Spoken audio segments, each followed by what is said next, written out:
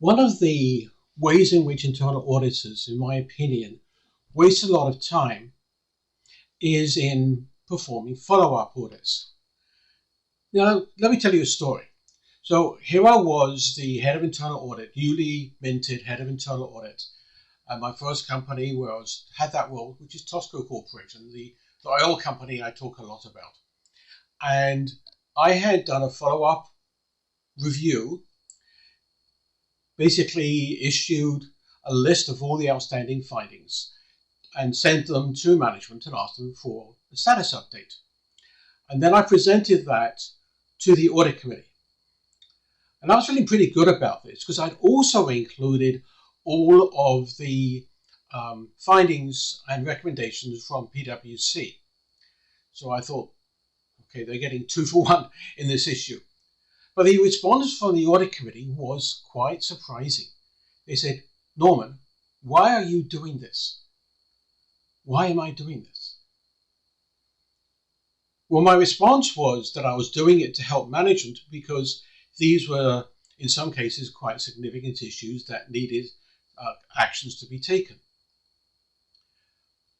But as I thought about it, I didn't say this, but I was actually doing it because everybody does it. Every internal audit department tracks and monitors the status of the findings, recommendations, agreed action items that they have agreed with management, the things that management has agreed to do. But why? Was I doing it to help management? Well, the audit committee said, Norman, this is a management responsibility. If there are issues that affect the success of the organization, if there are issues which they have agreed to do, it's up to them to get them done. So let's think about that. Is it up to internal audit to make sure that what management has agreed to do has been done? Are we following up because we don't trust them?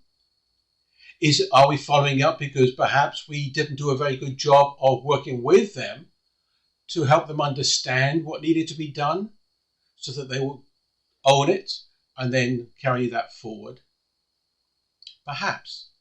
In fact, I would tell you that I believe that when internal audit uses as a measure of their effectiveness the percentage of their action items that are actually implemented and show that to be like 95%, that means that there's a 5 or 10% failure rate.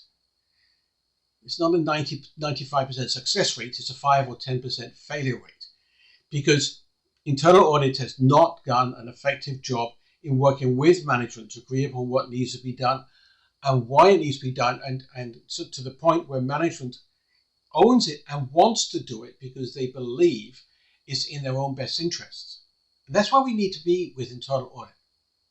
The other side of this, as I was thinking about and exchanging messages with a friend of mine who's talked about this, and he had 2 CAE positions before he retired. And he told me that when he pressed his internal audit team to follow up on action items, especially those from the external auditor, they said, why are we doing this? We have better things to do. And I believe that is the case. We always have more work to do than we have resources to do it. And so we need to be looking to cut back on unnecessary activities. But let's come back to this issue of following up on audit findings that management has agreed to do. Shouldn't we also be following up on issues and findings from the Health and Safety Department, from the Environmental Department, from the Physical Security reviews, from the quality audits?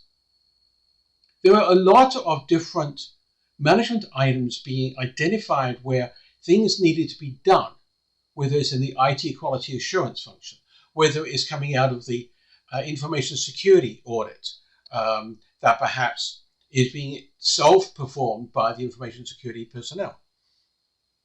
But we are focusing only on those issues where we are taking some kind of ownership and responsibility for identifying them. To me, that is not necessarily a good use of time. So I go back to what I did at Tosco. I thought about this and I sat down with management in finance, and they reluctantly agreed that yes, it was a management responsibility to actually do what they had promised to do and to make sure it was done. And they agreed that in future they would be with me reporting to the audit committee on that issue, because the audit committee still wanted to know, but they wanted to know from management that everything was being done. So I talked to management and they said, yes, we will follow up, but we need from you the list of all the audit reports and all the issues that need follow up so that we can do that. So we essentially partnered with them.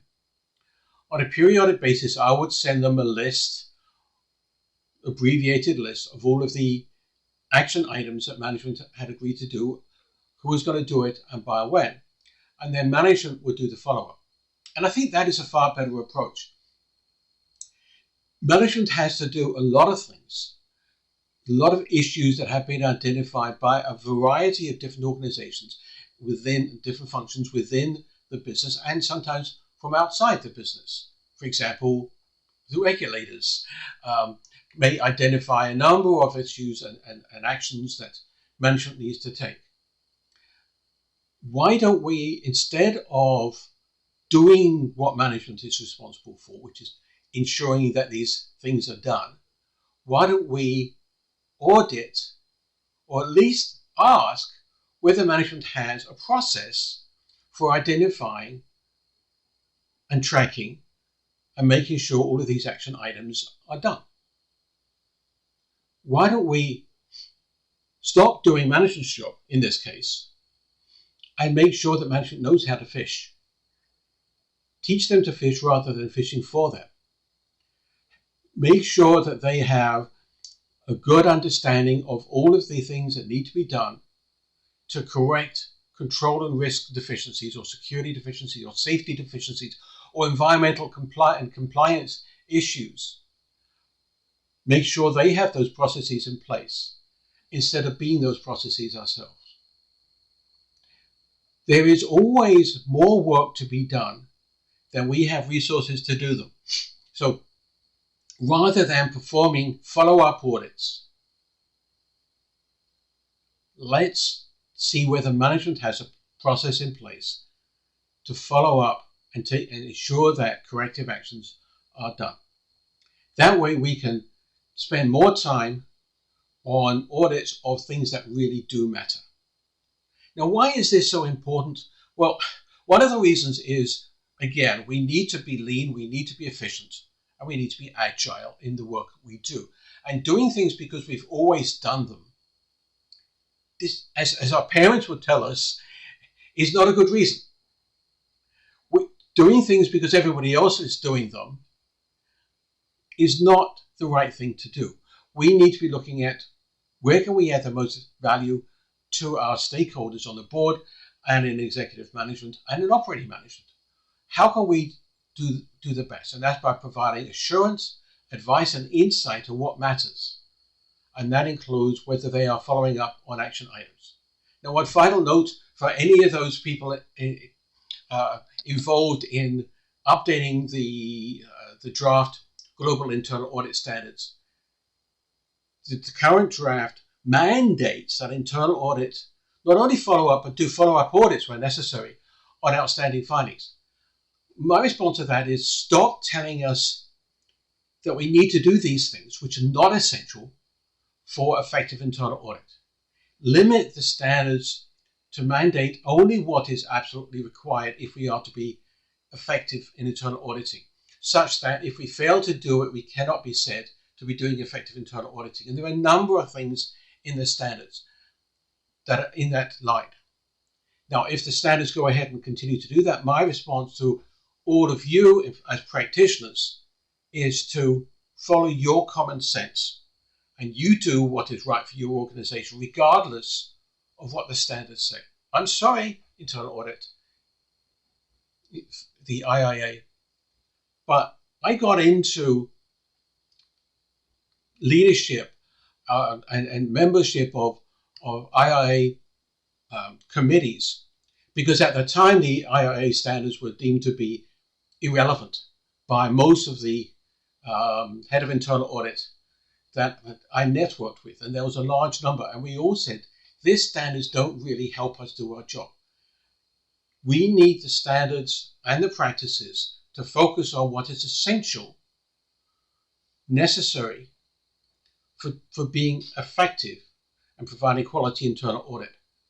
And if the standards mandate things for us to do which are not essential and don't add value, I'm sorry, but they have become irrelevant and we should stop doing them.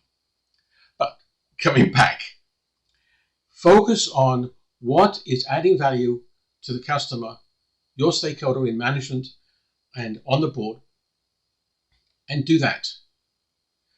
Eliminate what is not of value to them and find ways to deliver that value as efficiently as possible. And in this case, make sure that management is doing their job and don't do it for them. Well, I hope you'll understand my ranting on this. I'm quite upset about the standards, and that tends to influence a lot of my language and my energy about issues like this, which there are better ways of working with management. And that's the key. We need to be looking at how are we working with management so that management sees any action items as things they want to do themselves, because they can see how it will affect their success and they will want to do it. We don't want to get to a point where they are doing things just because we tell them. That is the path to ineffectiveness for internal audit. And we need to be effective, we need to be efficient, and we need to be adding value. Thank you for listening, and good luck with your audits.